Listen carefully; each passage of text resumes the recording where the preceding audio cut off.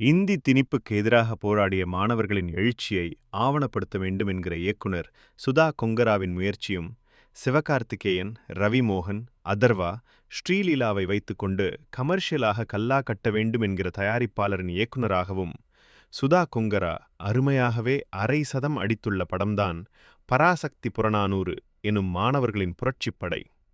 தமிழ்நாட்டில் இந்தி எதிர்ப்புக்கு எதிராக ரயில் எரிப்பு போராட்டத்தை நடத்துவதாக படம் தொடங்குகிறது.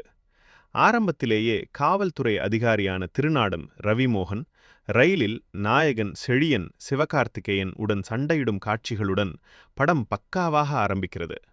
ஆனால் அந்த போராட்டத்தில் ஒரு மாணவர் உயிரிழந்ததும் இதற்கு மேல் இதெல்லாம் வேண்டாம் என செழியன் முடிவெடுத்து ரயிலில் கரி அள்ளி போடும் வேலை பார்த்து வருகிறார். ரயில் போராட்டத்தை விபத்து என்றே சொல்ல வேண்டும் என நேரு உத்தரவிட்டு மொழி பிரச்சனை வராமல் பாதுகாக்கப்படும் என்கிற உத்தரவையும் கொடுக்கிறார். ஆனால் அவரது மகள் இந்திரா காந்தி ஆட்சி காலத்தில் மீண்டும் தமிழ்நாட்டில் இந்தி திணிப்பு பிரச்சனை உருவாகிறது. காங்கிரஸ் கட்சியின் கடைசி முதல்வரான பக்தவச்சலம் அதற்கு ஆதரவாக செயல்பட மீண்டும் மாணவர் போராட்டம் எப்படி வெடிக்கிறது?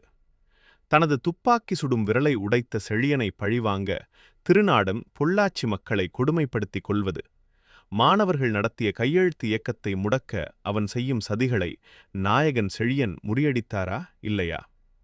இந்திரா காந்தி தனது அப்பாவின் வாக்குறுதியை மீண்டும் நிறைவேற்றினாரா இல்லையா என்பதுதான் பராசக்தி படத்தின் கதை எள்ளிக்குச் சென்று சிவகார்த்திகேயன் இந்திரா காந்தி